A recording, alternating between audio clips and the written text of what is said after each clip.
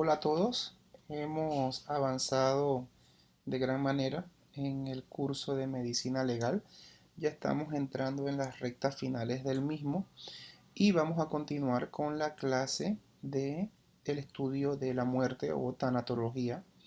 Esta vez continuamos con los fenómenos cadavéricos tardíos. En la exposición anterior hablamos de los fenómenos cadavéricos tempranos. Todos estos fenómenos los vemos reflejados cuando muere una persona y son el estado por el que pasa un cuerpo al momento de que la vida material expira. Para nosotros en derecho penal es muy importante.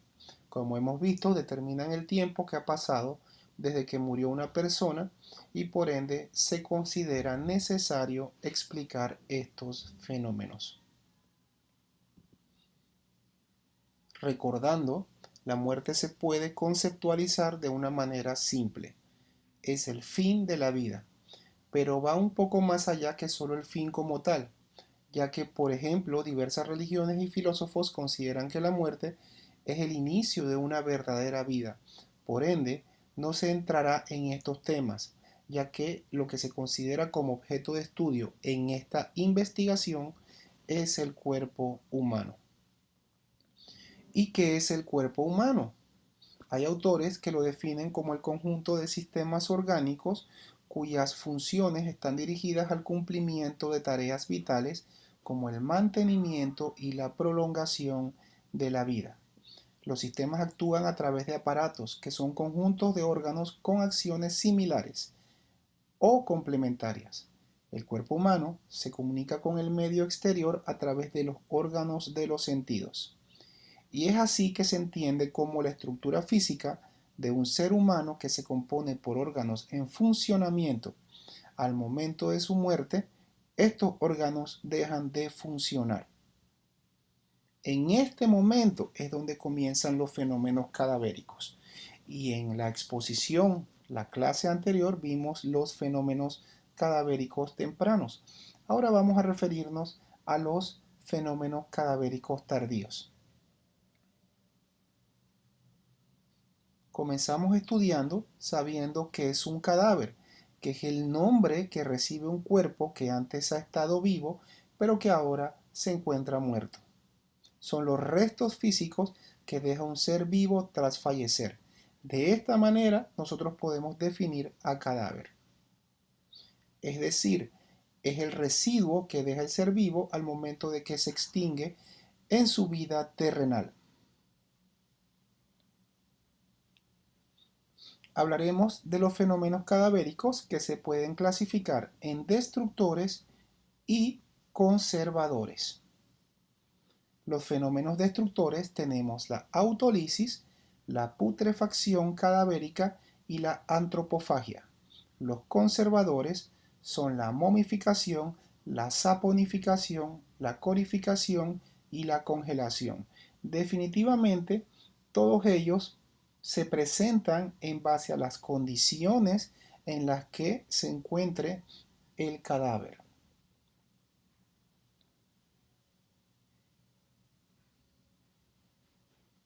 Vamos a ver en un principio lo que es la autólisis. Es la disolución de los tejidos por enzimas o fermentos que son propios de las células. En este proceso no hay intervención de bacterias. Este proceso químico afecta a todos los órganos, siendo el corazón y el útero los últimos afectados. El cabello y los huesos se resisten a la autólisis. Esta disolución, por ejemplo, se manifiesta en la sangre a través de los glóbulos rojos y el proceso se conoce como hemólisis. El reblandecimiento con borramiento de su estructura lobular normal, aquí podemos ver por ejemplo el páncreas, cómo se va desintegrando, también forma parte de los fenómenos de autólisis. La fluidificación de la médula espinal y órganos también como los riñones, donde se van haciendo líquidos por su autodegradación. Este es el primer fenómeno cadavérico tardío, destructor, la autolisis.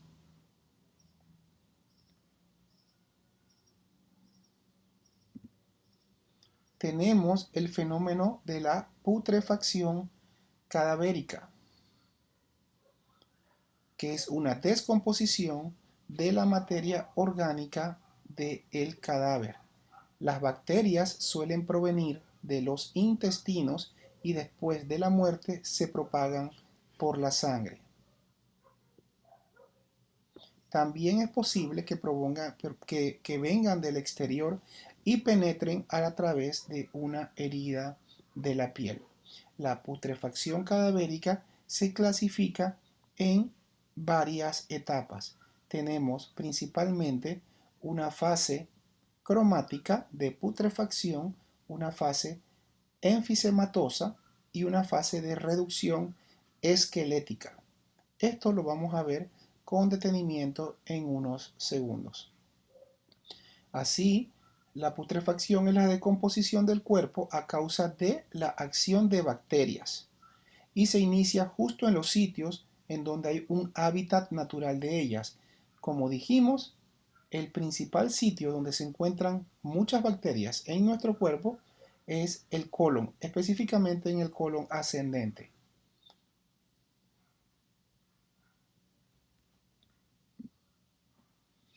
Estos son unos ejemplos, no vamos a ahondar mucho en ellos, pero son ejemplos de bacterias que se encuentran y que intervienen en el fenómeno de la putrefacción. También hay factores que aceleran la putrefacción, que pueden ser la obesidad, la humedad, temperatura, traumatismos extensos e infecciones previas de los sujetos. Otros retardantes pueden ser el enflaquecimiento, hemorragias severas, clima frío, intoxicaciones por monóxido de carbono, arsénico y cianuro y uso previo de antibióticos. Los climas también bajos en humedad también favorecen el fenómeno retardante de la putrefacción.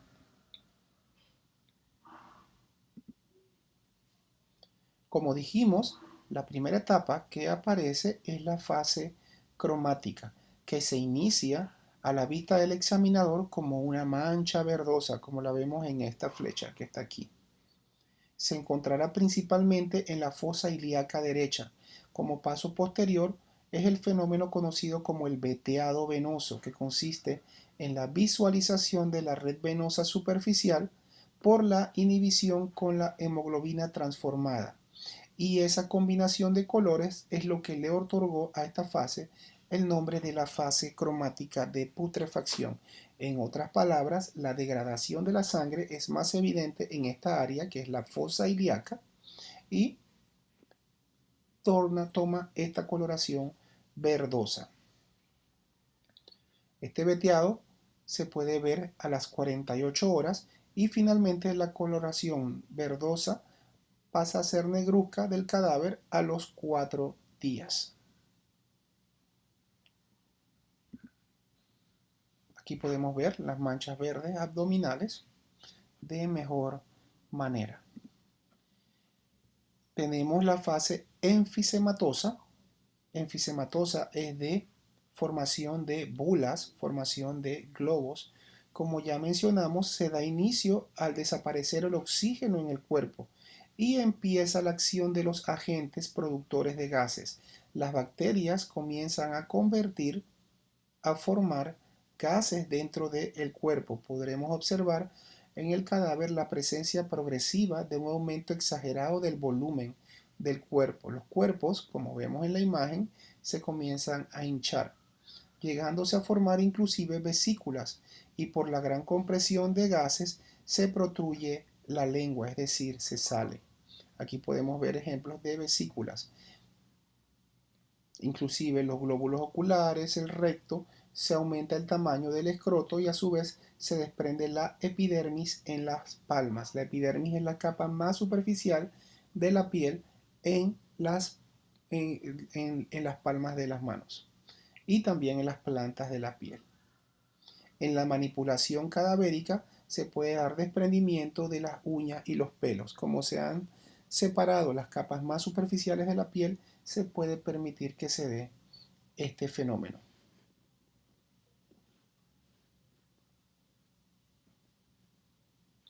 Esta fase tiene una duración, como vemos en la diapositiva, que puede durar de varios días hasta un par de semanas.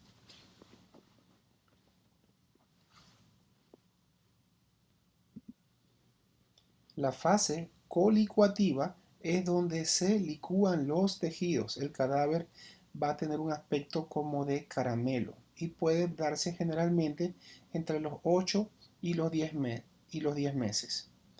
La licuefacción de los tejidos blancos, de los tejidos blandos, ocasiona un desprendimiento de los tejidos.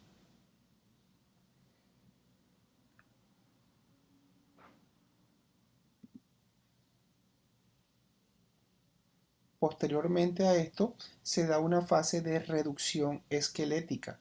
Como su nombre lo indica, es al llegar a la esqueletización de un cuerpo, producto del cumplimiento de las diferentes fases precedentes, ¿verdad? Entonces se da la total putrefacción quedando solamente los restos óseos y esto se puede dar entre 3 a 5 años de evolución.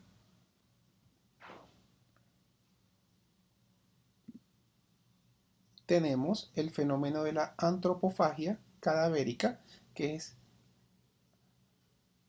el consumo del cuerpo por larvas, por insectos, por otro tipo de animales.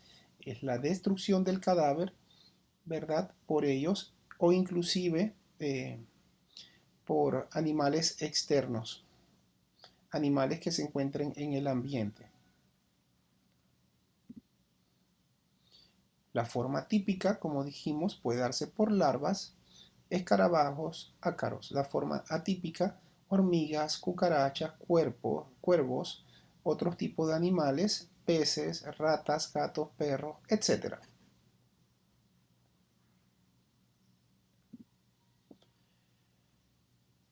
Como dijimos, resumiendo, se da en varias etapas. Hablamos de la fase cromática, que puede darse en horas, la enfisematosa, que puede darse en días, con la formación de vesículas, que se da en semanas, la fase colicuativa, que se puede dar en meses, y la reducción ósea, que se puede dar en años.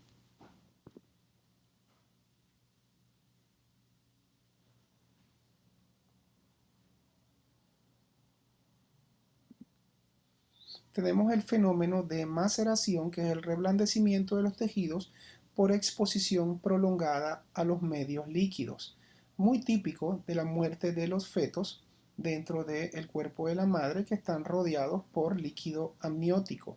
Esta es la foto de un feto de 41 semanas de gestación que murió por una falta de oxígeno y esto se da generalmente cuando lleva varios días de muerto, 3 días en adelante. Como dijimos, la maceración, en este caso fetal, se da por la permanencia en el líquido amniótico. Se puede dar un reblandecimiento cutáneo hasta los 5 días, como vimos, impregnación de meconio hasta los 10 días, dermolisis, que es la destrucción de la piel, hasta los 15 días, la licuefacción visceral, es decir, las vísceras como los intestinos, el hígado, riñones, páncreas, se licúan, se puede dar hasta los 20 días, la reducción esquelética a los 60 días y la calcificación generalmente más de 60 días.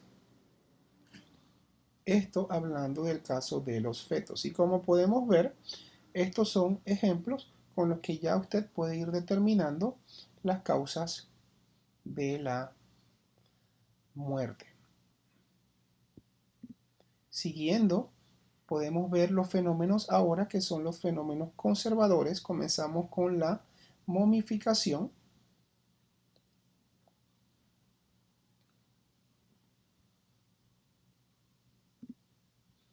que es un proceso en el cual hay una deshidratación de los tejidos.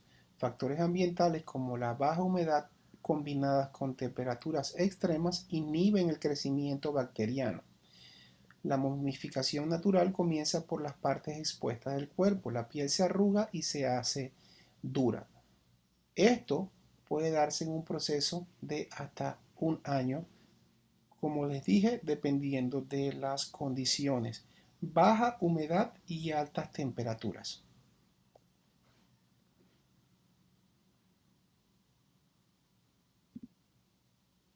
El fenómeno de corificación es un fenómeno como la que implica coagulación, polimerización y acidificación de las grasas. Lo que se produce entonces es un embalsamamiento natural.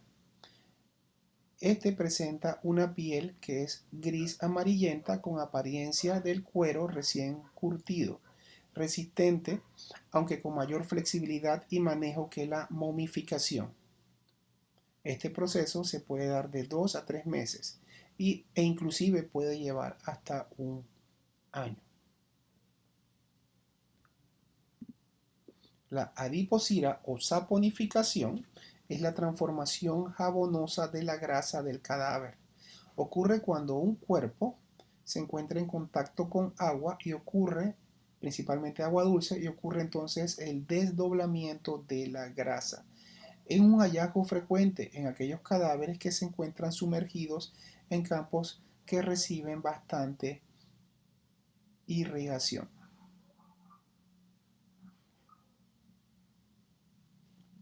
Entonces, la congelación es la exposición prolongada al frío y su principal característica es prácticamente la conservación intacta del cadáver.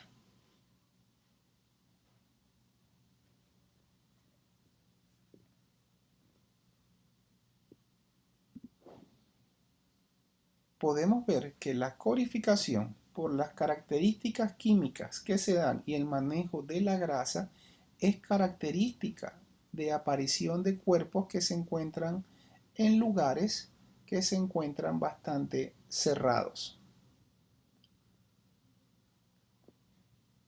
Igualmente la saponificación o la adiposira. Como dijimos, por ejemplo, cadáveres que se encuentran sumergidos o se encuentran en criptas o en bóvedas. Con esto hemos terminado brevemente la determinación de los fenómenos cadavéricos, en este caso tardíos.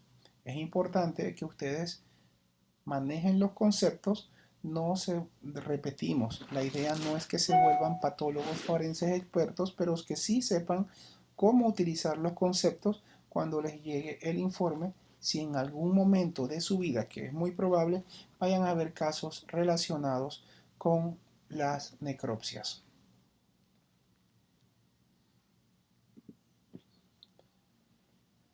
Y las necropsias pueden darse de dos maneras, ¿verdad? Puede ser antes de enterrar el cuerpo o si el cuerpo estaba ya enterrado, sacándolo y evaluándolo. Entonces, es importante en este momento definir qué es una necropsia y cómo la diferenciamos de las autopsias. Etimológicamente, los términos autopsia y necropsia pueden parecer sinónimos. El primero, es decir, la autopsia, se refiere al examen anatómico de un cadáver, mientras que el segundo se denomina al hecho de examinar o ver un cadáver. Aquí está la gran diferencia. La autopsia es un procedimiento médico que utiliza la disección para obtener información anatómica sobre la causa, naturaleza, extensión y complicaciones que han provocado la muerte de un sujeto. Es decir, ¿cómo usted diferencia la autopsia de la necropsia? La autopsia es la evaluación anatómica del cadáver. La necropsia se extiende y va mucho más allá. Se refiere al estudio de todo el ámbito, no solamente del cuerpo, sino todas las condiciones ambientales externas antes de recibir el cuerpo, con todas las evidencias, análisis de armas, análisis de ropas, de tejidos en general. O sea, la necropsia conlleva un análisis o una evaluación mucho más extensa. La autopsia se refiere a la evaluación exclusiva anatómica del cadáver para determinar una muerte. La necropsia implica la utilización de todos los factores ambientales externos y del propio cadáver para determinar las causas de su muerte. Aquí vemos un proceso de exhumación, ¿verdad?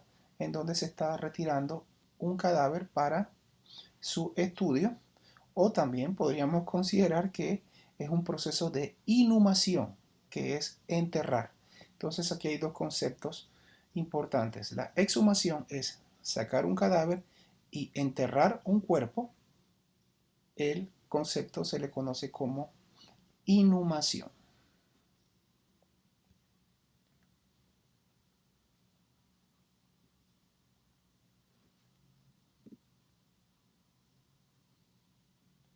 Ahora vamos a ver los conceptos de cremación e incineración.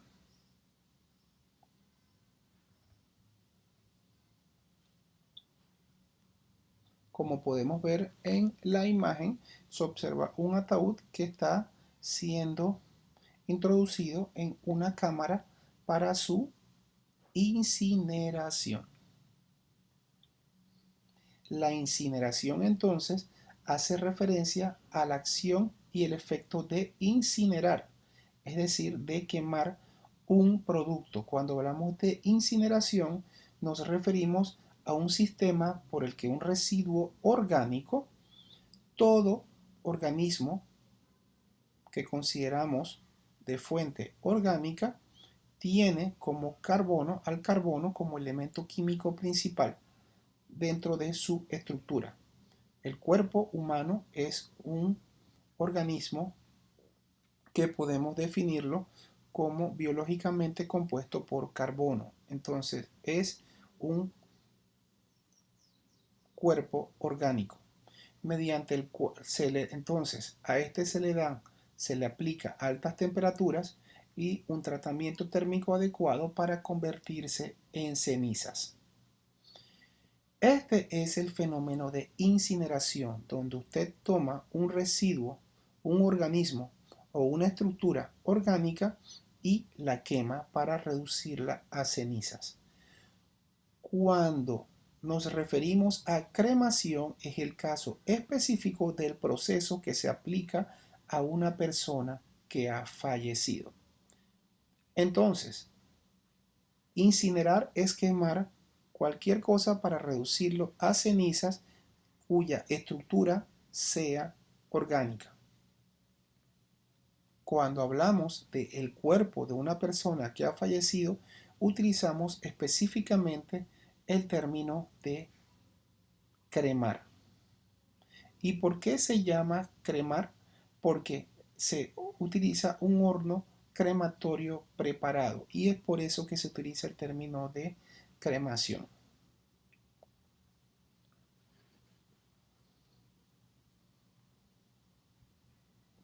Como podemos ver entonces, la utilización de todos estos recursos que hemos visto a través de todas las clases buscan la investigación de pruebas médico-legales en el lugar del hallazgo y comprenden el examen del cadáver, el examen del lugar y sus alrededores. Cuando hablamos de esta definición, entonces nos referimos a la necropsia.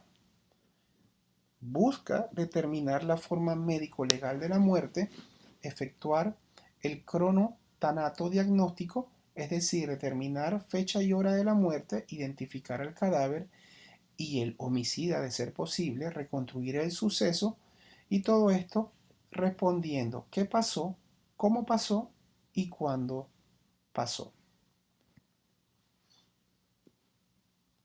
Esperamos que con esta charla hayamos aclarado muchas dudas y aumentado mucho más sus conocimientos en la evaluación y el estudio de la tanatología. Prácticamente nos estamos acercando al final de nuestro curso y en las siguientes clases pues creo que ya estamos definitivamente dando finalizado el, este largo camino que para nosotros ha sido muy interesante, una nueva experiencia a través de el sistema virtual. Definitivamente el contacto con ustedes hubiera sido también muy provechoso de manera presencial, pero las situaciones que nos obligan en estos momentos ha hecho que exploremos estas nuevas técnicas metodológicas, esperando que con ellas logremos cumplir los objetivos que desde un momento inicial se trazaron. A todos, muchas gracias por su atención.